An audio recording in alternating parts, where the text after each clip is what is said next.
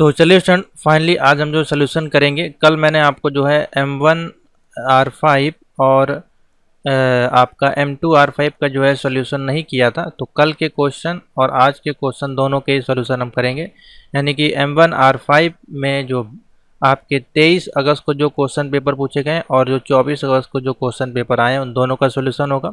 और साथ ही इसी में हम सॉल्व करेंगे M2R5 के जो बच्चे हैं वो भी सेकंड पार्ट में इसके जो सोल्यूशन देखेंगे वो आप देखेंगे M2R5 23 अगस्त और 24 अगस्त के क्वेश्चन पेपर। ठीक है, दोनों ही दिन के पेपर आज हम सोल्यूशन करेंगे। और नाइलेट जो है, शुरुआत में तो नाइलेट ने काफ़ी इजी पेपर पूछे 19 तारीख से लेके 22 तारीख तक, लेकिन 23 तारीख के जो पेपर हैं उसमें अधिकतर जो क्वेश्चन नाइलेट ने पूछे हैं वो आपके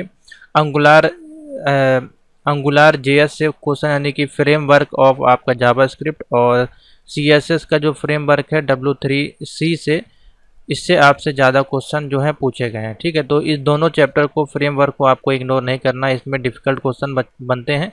और नाइलेट जो है इस पे ज़्यादा क्वेश्चन इसलिए दे रहा है क्योंकि बच्चे जो हैं वो बेसिक आपका फोटोशॉप के क्वेश्चन, आपके नोटपैड एडिटर के क्वेश्चन, HTML और CSS के क्वेश्चन और जावास्क्रिप्ट के क्वेश्चन पढ़ के चले जाते हैं, और जो इसके फ्रेमवर्क हैं एंगुलर जेएस और W3C, इसके क्वेश्चन नहीं तैयार करते हैं। इसीलिए नाइलेट इसके 30 क्वेश्चन आपको दे रहा है। ठीक है, जिससे कि आप फंसें उसमें और आपके नंबर कम हो, तो उसको बिल्कुल भी इग्नोर ना करें। ये W3CSS और इसके जो भी क्वेश्चन हैं M2R5 की जब आप नोट्स परचेज करेंगे तो देखिए इसमें हमने एंगुलर जेएस के HTML5 के भी क्वेश्चन पढ़े हुए हैं। ठीक है, जावास्क्रिप्ट, वेब डिजाइनिंग, आपके सभी क्वेश्चन देखिए यहाँ पे अवेलेबल है, ऐसा कोई क्वेश्चन नहीं जो अवेलेबल ना हो। हिंदी इंग्लिश में हमने कोशिश की है, दोनों में ही आपको CSS देखिए यहाँ पे, जावास्क्रिप्ट, सभी के क्वेश्चन हिंदी इंग्लिश मिक्स आपको कंटेंट दिया है। ठीक है, तो कोई भी दिक्कत मेरे मन से नहीं होगी, सारा टॉपिक कवर किया गया है। तो अच्छे से आप लोग जो है तैयारी करके जाएं। बाकी क्वेश्चन का सारा सोल्यूशन हमारा चैनल पे डेली किया जा रहा है, आप इसको देख सकते हैं, और सारा प्लेलिस्ट में यहाँ पे अवेलेबल है, यहाँ से भी आप इसका एक्सेस ले सकते हैं जो कि फ्री ऑफ कॉस्ट है। M4R5 सारे लेटेस्ट वीडियो आपके प्लेलिस्ट में आ गई होंगी। ठीक है, तो चलिए आज का जो क्वेश्चन पेपर उसको सोल्यूशन करते हैं। वीडियो लंबी होगी क्योंकि 2 पेपर सेट हैं और 2 दिन के पेपर सेट हैं, तो हम दोनों का सोल्यूशन देखेंगे। ठीक है, तो सबसे पहले हम सोल्यूशन कर रहे हैं M1R5 के जो बच्चे हैं वो देख लीजिएगा। ठीक है, अगर आपका M1R5 नहीं है तो आप वीडियो को स्किप कर सकते हैं, आगे M2 वाला जब सॉल्व किया जाएगा तो वहाँ पे आप बढ़ सकते हैं। तो पहला क्वेश्चन है, what is the full form of IMEI का फुल फॉर्म देके पूछा गया है। तो इंटरनेशनल मोबाइल इक्विपमेंट आइडेंटिटी, क्या होता है? इंटरनेशनल मोबाइल इक्विपमेंट आइडेंटिटी इसका जो है फुल फॉर्म होता है। नेक्स्ट क्वेश्चन आपका पूछा गया, what is the full form of NIC, repeated question है। National informatics centre, national informatics centre. ठीक है, नोट कर लीजिए, इंपॉर्टेंट है।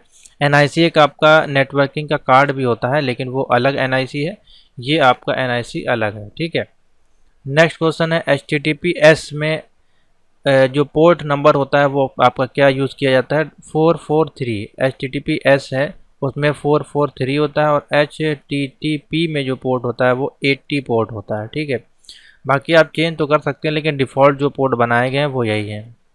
Which one of the following is not a search engine, इनमें से कौन सा सर्च इंजन नहीं है? तो गूगल, याहू, बिंग आपके सर्च इंजन है। विंडोज़ आपका ऑपरेटिंग सिस्टम है, तो ऑप्शन बन जाएगा विंडोज़। वेब ब्राउज़र का नाम बताना है, तो देखिए हमने इसमें 10 एक मोस्ट इंपॉर्टेंट ब्राउज़र का नाम लिख दिए हैं। अब क्वेश्चन में आपके 4 कोई से पूछे गए होंगे, तो हमारे पास ऑप्शन बच्चों ने नहीं भेजे हैं, तो ऑप्शन ना भेजने की वजह से मैंने सारे ही ब्राउज़र, इनमें से कोई भी अगर आपको ऑप्शन ऐसे फायरफॉक्स दिया हो, Google Chrome, Microsoft Edge, Apple safari, opera, brave, Vivaldi, ठीक है, डक डक गो, ये सारे जो हैं आपके वेब ब्राउज़र के नाम है। ठीक है, इनमें से कोई भी है तो आप अपना वेब ब्राउज़र पे सेलेक्ट कर सकते हैं। सर्च इंजन के नाम है तो वो सर्च इंजन के नाम आपके अलग हो जाएंगे। ठीक है, next, how many digit are these on a debit card, debit card जो आपका होता है, ठीक है, उसमें आपके जो डिजिट लिखे होते हैं वो कितने अक्षर के होते हैं? 16 होते हैं। कितने होते हैं? 16। What is the file extension for Libre office template. अब लिब्रे ऑफिस आपका जो है उसकी फ़ाइल अलग है, लेकिन उसमें टेम्पलेट जो यूज़ करते हैं, जिसको कि हम लोग ओपन डॉक्यूमेंट टेम्पलेट फ़ाइल बोलते हैं, उसको, उसकी जो एक्सटेंशन होती है OTT होती है, .OTT। ठीक है, OTT होती है लिब्रे ऑफिस डॉक्यूमेंट टेम्पलेट की। लिब्रे ऑफिस में हमको प्रिंट प्रीव्यू की शॉर्टकट की बतानी है। प्रिंट प्रीव्यू की शॉर्टकट की होती है कंट्रोल शिफ्ट ओ, कंट्रोल शिफ्ट और ओ, ठीक है। लिब्रे ऑफिस में फुल स्क्रीन की शॉर्टकट की क्या, फुल स्क्रीन हमको करना है कंट्रोल शिफ्ट जे, ठीक। ये सारी कीवर्ड जो है वर्क भी करती हैं। अगर आपने कभी जो है इसका सॉफ्टवेयर अगर यूज़ किया हो तो ये सारी की वर्क करती हैं। आप इसको प्रैक्टिस करके जरूर देखिए, क्योंकि ये प्रैक्टिकल में काफ़ी ज़्यादा हेल्पफुल होंगी। तो मैं दिखा देता हूँ एक बार आपको प्रिंट प्रीव्यू और आपका फुल स्क्रीन की जो शॉर्टकट की किस प्रकार से काम आपकी करेगी। और यहाँ पे देखिए फाइल मेनू में ये अवेलेबल होती हैं, ठीक है। फाइल मेनू में जाएंगे यहाँ पे तो आपको प्रिंट प्रीव्यू की शॉर्टकट की मिल जाएगी, ठीक है। तो कंट्रोल शिफ्ट ओ है, देखिए प्रिंट प्रीव्यू का ऑप्शन आ गया, और कंट्रोल शिफ्ट जे दबाएंगे तो देखिए फुल स्क्रीन हो जाएगा, ठीक है। दोनों आपकी इस प्रकार से वर्केबल शॉर्टकट की है। लिब्रे ऑफिस इम्प्रेस जो होता है also is known as presentation. LibreOffice को हम लोग और किस नाम से जानते हैं, प्रेजेंटेशन नाम से जानते हैं। किस नाम से, प्रेजेंटेशन। तो ऑप्शन हो जाएगा presentation.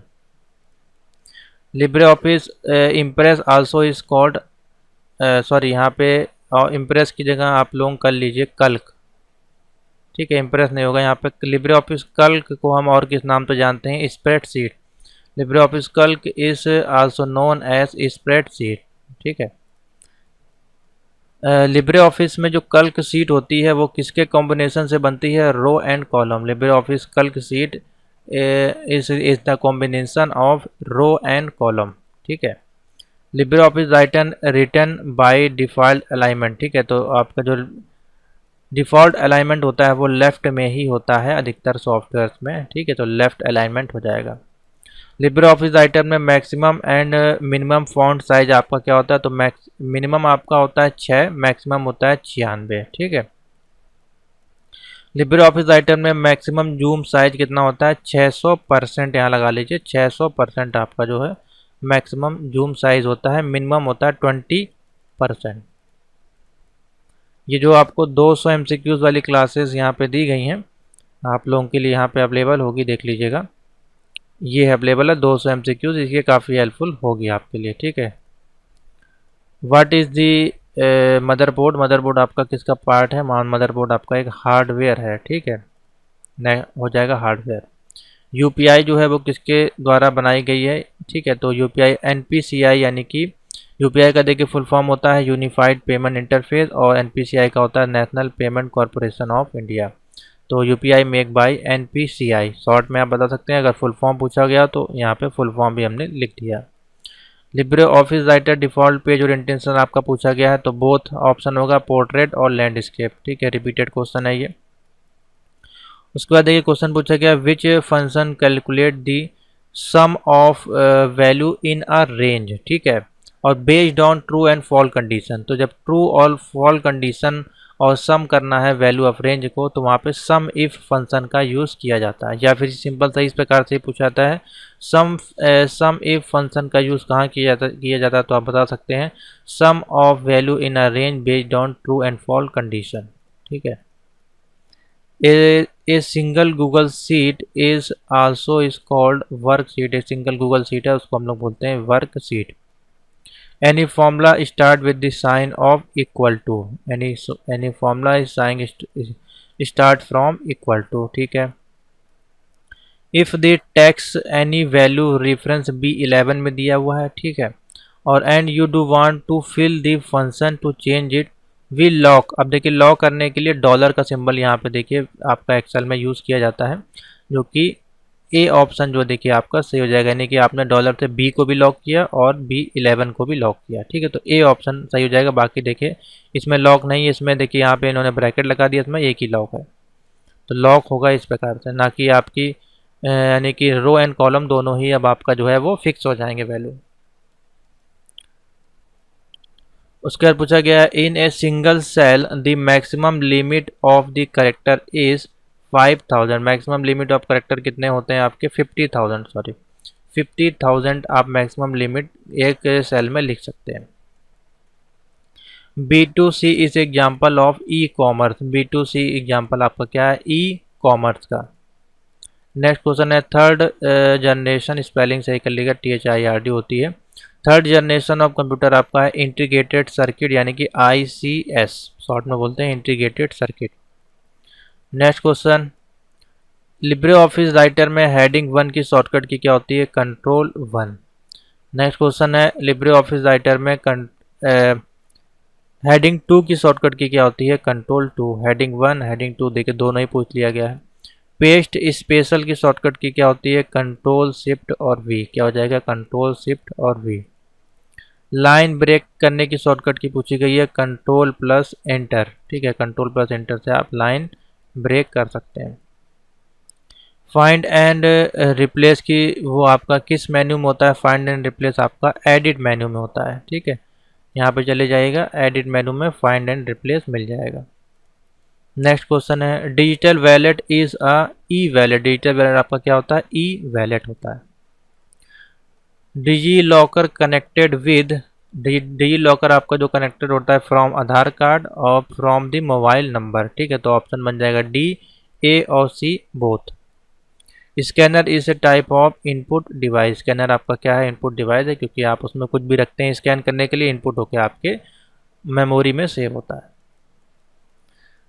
Which of the following is a primary memory. तो प्राइमरी मेमोरी के लिए हम यहाँ यूज़ करते हैं यहाँ पे रैम। सेकेंडरी मेमोरी हमारी जो है वो आपकी हार्ड डिस्क, फ्लॉपी, ये सारी सेकेंडरी में आ जाएंगी। उमंग का फुल फॉर्म पूछा गया है तो unified mobile application for new age governance. ठीक है, ये इसका फुल फॉर्म हो जाएगा। डिजिटल फाइनेंस टूल्स RTGS का बेसिकली फुल फॉर्म पूछा गया है तो रियल टाइम ग्रॉस सेटलमेंट। ठीक है, RTGS का full form real time gross settlement.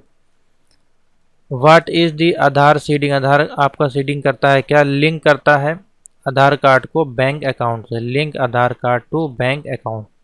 ठीक है, नेक्स्ट क्वेश्चन है which of the following is used by banking industry for faster processing for large value of cheque. बहुत सारे चेक्स हैं उनको रीड करने के लिए MICR magnetic ink character recognization का यूज़ किया जाता है। ऑप्टिकल मार्क रीडर है। ठीक है, और ये अपना बार कोड रीडर है और ये OCR है। ठीक है,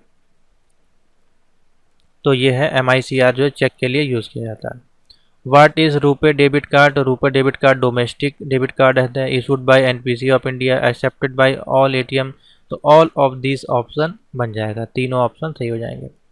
face recognition system is based on applied API। ठीक है, अप्लाइड API अच्छा क्वेश्चन है, नोट कर लीजिएगा।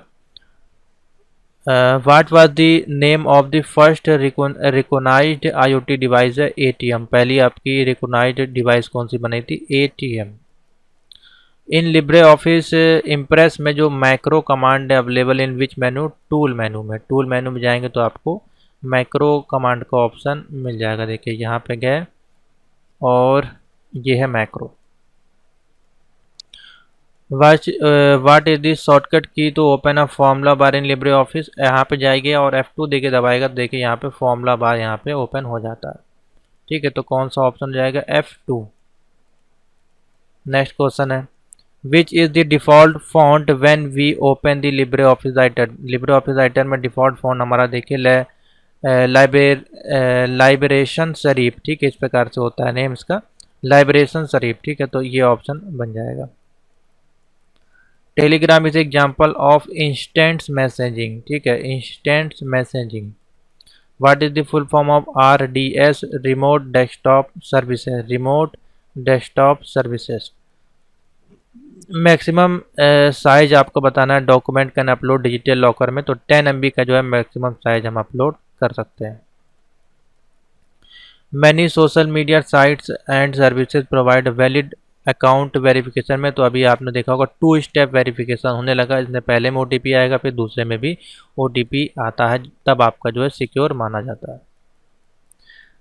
SMTP का फुल फॉर्म है सिंपल मेल ट्रांसफ़र प्रोटोकॉल। ठीक है, सिंपल सा क्वेश्चन है। तो इतने ही क्वेश्चन हैं जो आपके पूछे गए हैं। ठीक है, M1 R5 के 23 और 24 अगस्त के एग्ज़ाम में तो अपने आंसर मिला लें और वीडियो को लाइक शेयर जरूर करते रहिएगा। चैनल पर नए हैं तो सब्सक्राइब कर लीजिएगा। तो अब हम देखते हैं क्वेश्चन यहाँ पे M2 R5 के।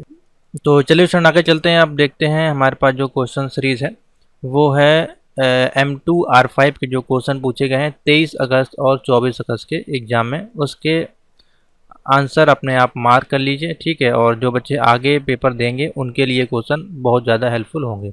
तो देखिए यहाँ पूछा गया है, the first web browser was invented is 1990 में आप उसका नाम बता सकते हैं, ठीक है। The first web browser was invented in 1990 में। नेक्स्ट क्वेश्चन है, is a software extension that adds extra feature to a program. कोई सॉफ्टवेयर की एक्सटेंशन है, तो सॉफ्टवेयर में हमारा क्या होता है, ऐड ऑन्स होता है। क्या होता है, ऐड ऑन्स होता है। और एक्सटेंशन जैसे कि आपने गूगल क्रोम वगैरह में देखा होगा, उसमें एक्सटेंशंस होती हैं। और प्लगइन हमारे जैसे कि आपने माइक्रोसॉफ्ट का आपका विजुअल स्टूडियो वगैरह देखा होगा, तो उसमें भी एक्सटेंशन और प्लगइन्स होती हैं बहुत सारी, क्योंकि हम अलग से यूज़ कर सकते हैं। या फिर आपने वर्डप्रेस वगैरह यूज़ किया होगा तो उसमें प्लगइन्स होते हैं, ठीक है। तो सॉफ्टवेयर में हमारे पास क्या होते हैं, एड ऑन्स होते हैं, ठीक है। तो ऑप्शन हो जाएगा एड ऑन्स। URL का देखिए फुल फॉर्म पूछा गया है, यूनिफॉर्म रिसोर्स लोकेटर। ऑप्शन इसमें मैंने ऐड कर दिए हैं आपकी तैयारी के लिए। पूछा गया, are messages that web server pass to your web browser when you visit internet site. तो देखिए जब आप इंटरनेट पे विजिट करते हैं तो ब्राउज़र आपका क्या करता है, उसको कुकीज़ के रूप में स्टोर भी करता रहता है। तो ऑप्शन बन जाएगा कुकीज़, ठीक है। नेक्स्ट है, is a unique name that identifier a website. Unique name आपकी वेबसाइट का क्या होता है, डोमेन नेम, ठीक है, डोमेन नेम। www का full form world wide web, simple सा है question. What is the term for unsolicited email. Unsolicited email आपका कौन सा हो जाएगा, स्पैम फोल्डर में जाते हैं तो वहाँ पे आप देख सकते हैं ऐसे मैसेज होते हैं जिसमें कि आपको वार्निंग वगैरह दिखाई देती है और वो 60 दिन में आपके जो है डिलीट भी हो जाते हैं, ठीक है। तो उनको बोलते हैं अनसोलिक्टेड एनिमल्स जो है स्पैम फोल्डर में, ठीक है। 4GL स्टैंड फॉर, 4GL का full form fourth generation language. क्या हो जाएगा, जनरेशन नहीं है, फोर जर्नल लैंग्वेज। 4GL का फुल फॉर्म है फोर जर्नल लैंग्वेज, ठीक है। Which command is use to open the command palette in sublime text editor. तो सबलाइन टेक्स्ट एडिटर में हमको ओपन करना है कमांड पैलेट, तो उसकी शॉर्टकट की होती है कंट्रोल शिफ्ट और पी। कंट्रोल शिफ्ट पी है कमांड पैलेट की शॉर्टकट की, किसमें, सबलाइन टेक्स्ट एडिटर में। Which command is use to move a line up in sublime text editor. तो लाइन अप करने की शॉर्टकट की है कंट्रोल शिफ्ट और अप एरो, ठीक है। और यही अगर पूछा जाए लाइन अप करनी है या लाइन डाउन करनी है तो फिर आपका जो है डाउन एरो इसमें यूज़ हो जाएगा, ठीक है। कंट्रोल और शिफ्ट के साथ यूज़ करेंगे, ठीक है, ऑल्ट के साथ नहीं करेंगे, ये आपको याद रखना है। मूव करना है लाइन को सबलाइन टेक्स्ट एडिटर में नीचे की ओर तो कंट्रोल शिफ्ट और अप एरो दबाना है आपको, ठीक है। Which command is use to open a new tab in sublime text editor में, तो कंट्रोल टी से जो है न्यू टैब हम ओपन करेंगे। इसी से आपका जो है क्रोम ब्राउज़र या फिर आपका मोजिला फायरफॉक्स में भी टैब को ओपन किया जाता है। कुछ इस प्रकार से होती है टैब, कंट्रोल टी दबाएंगे तो देखिए नया एक टैब ओपन हो जाती है। सेम इसी प्रकार से इसमें भी ओपन होगी। Which is the correct syntax to include comment in a HTML document. तो HTML डॉक्यूमेंट में कमेंट डालना है, तो देखिए ये ऑप्शन आपका जो है सही बनेगा कमेंट डालने के लिए। बाकी देखिए स्टार है, फॉरवर्ड स्लैश है, यहाँ पे कुछ नहीं है तो ये ऑप्शन नहीं होगा। अपने माइंड में इसको नोट कर लें। हु इन्वेंटेड HTML, तो टिम बर्नर ली, ठीक है, टिम बर्नर ली के द्वारा जो है इन्वेंटेड किया गया था। HTML में हेडिंग आपकी डिफाइन करने के लिए, तो HTML में हेडिंग के लिए हमारा जो ऑप्शन बनेगा heading are defined which tag, तो देखिए ये ऑप्शन तो नहीं बनेगा, ठीक है। हाँ, हेडिंग हमको डिफाइन करनी है बेसिकली, तो हेडिंग के लिए देखिए हेड 1 हेड 2 और बाकी ये जितनी भी होती हैं हेडिंग, बेसिकली हेडिंग तो हमारी H1 से लेके H6 तक होती है, ठीक है। लेकिन headings are defined with tag, अब हमको हेडिंग के ही साथ लिखना है, तो हेड 1 हेड 6 इस प्रकार से भी आप लिख सकते हैं। खाली पूछा गया था कौन कौन सी हेडिंग्स होती हैं, तो आप फिर आप ये ऑप्शन बताते हैं उसमें, ठीक है। Which tag is used to display a horizontal rule. Horizontal line के लिए HR टैग का यूज़ किया जाता है, HR, ठीक है। आप बोलेंगे सर आपने क्लोज टैग नहीं लगाया, देखिए क्लोज टैग नहीं लगेगा इसमें, ठीक है। खाली हमको लाइन हमको लेना है, यानी कि रूलर उसका जो भी है, ओरिएंटल लाइन बेसिकली लेना है। Which HTML tag is use to define superscript tag के लिए SUP टैग का यूज किया जाता है, SUP। Next question is who is the owner of w3.css। तो w3schools.com जो आपके हैं w3.css के ऑनर हैं, यानी कि इन्वेंटर है या डेवलपर हैं, आपके आविष्कारक हैं, कुछ भी आप बोल सकते हैं। w3.css alternative of boot strap, ठीक है, किसका अल्टरनेटिव है, बूट स्ट्रैप का। नेक्स्ट क्वेश्चन है w3.css is used for responsive web designing के लिए, w3.css is used for responsive web designing. Next question है w3.css प्रोवाइड करता है CSS for desktop, mobile, tablet सभी के लिए, तो ऑल ऑफ दी अबव इसमें ऑप्शन बन जाएगा।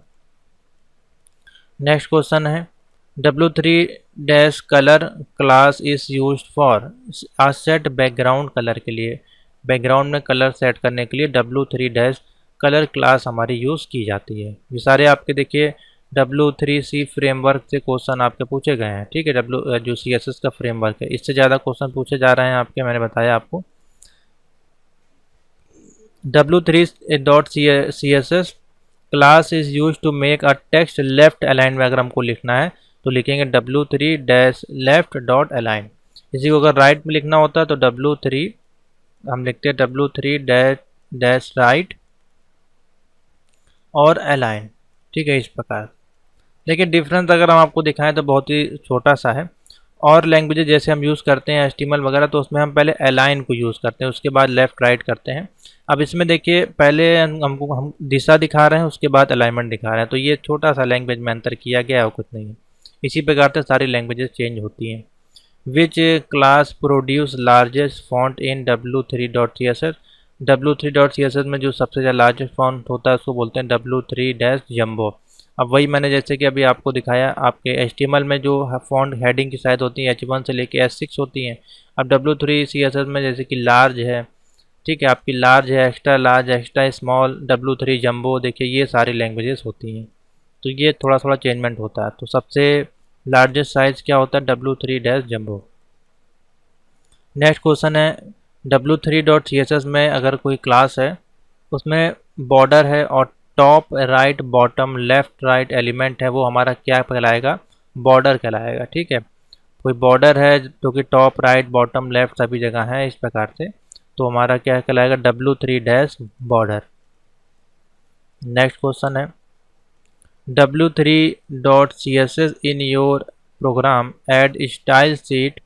अगर हमको स्टाइल शीट इसमें CSS को ऐड करना है अपने वेब पेज में तो कैसे यूज़ करेंगे, href = http://www.w3schools.com और लाइब्रेरी में जाएंगे w3.css को ऐड कर देंगे, ठीक है। इस प्रकार से इसका लिंक डाला जाएगा, जैसे कि हम लोग HTML में इनलाइन CSS और एक्सटर्नल CSS इस प्रकार से यूज़ करते हैं, उसी प्रकार से w3.css को ऐसे ऐड किया जाता है।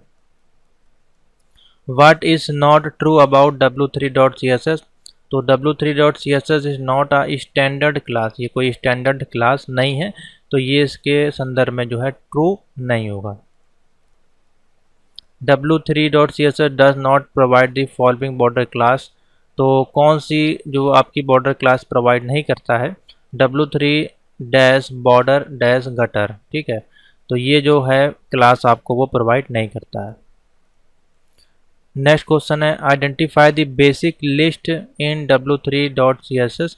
तो बेसिक लिस्ट के लिए w3.ol है, ठीक है, ऑर्डर लिस्ट आपकी प्रिंट कर देगा बेसिक लिस्ट में w3-ol, नोट कर लीजिए, अच्छा क्वेश्चन है। Which class property make an image transparent. तो इमेज ट्रांसपेरेंट आपको कौन सी क्लास करेगा, w3-opacity, w3-opacity, ठीक है। Which is not a valid type in w3.list। तो w3.list में कौन सा वैलिड आपका जो टाइप नहीं है, एक्स्ट्रा स्मॉल, देखिए यहाँ लिखा हुआ है एक्स स्मॉल नहीं होता है, स्मॉल होता है, लार्ज, एक्स्ट्रा लार्ज और जंबो होता है, ठीक है, एक्स्ट्रा स्मॉल नहीं होता है, इसलिए ऑप्शन बन जाएगा एक्स स्मॉल। नेक्स्ट क्वेश्चन है Angular JS is a JavaScript framework. Angular JS आपका क्या है, जावास्क्रिप्ट का फ्रेमवर्क है। नेक्स्ट क्वेश्चन है एंगुलर जेएस जो आपका है expression are written inside expression, ठीक है, डबल आपका जो है कर्ली ब्रेसेस में इसको लिखा जाता है, तो बीच में आ जाएगा expression. Which Angular JS function is use to create a module. तो एंगुलर डॉट मॉड्यूल फंक्शन को यूज करके हम उसमें क्या क्रिएट करेंगे, फंक्शन क्रिएट कर सकते हैं, मॉड्यूल क्रिएट कर सकते हैं।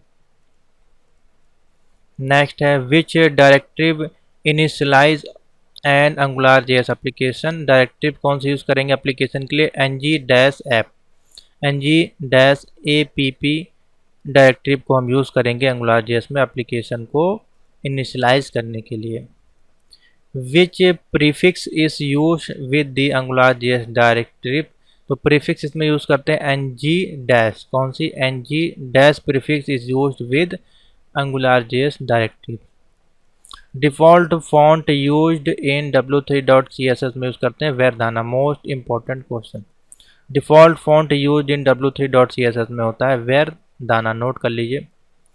फुल फॉर्म ऑफ W3C का होता है world wide web consortium, note कर लीजिए, मोस्ट इंपॉर्टेंट क्वेश्चन है, पूछा गया है 20 तारीख के पेपर में, world wide web consortium. Next question है W3-nav bar class create a horizontal navigation bar. W3-nav बार जो आपकी होती है वो आपको क्रिएट करता है हॉरिजॉन्टल नेविगेशन बार, ठीक है। नेविगेशन बार बेसिकली इस प्रकार से होता है आपके पेज में, कहीं पे भी हो सकता है, यहाँ पे हो सकता है, ठीक है, इधर इस साइड में हो सकता है, कहीं पे भी आप डाल सकते हैं। To add a rounded corner to an image which class is use. अगर हमको इमेज में कॉर्नर डालना है तो W3-round फंक्शन का यूज़ किया जाएगा W3 क्लास में। HTTP का पोर्ट नंबर पूछा गया है, तो ऑप्शन आ जाएगा 80। HTTP का पोर्ट नंबर होता है 80। What is the full form of HTTP hypertext transfer protocol.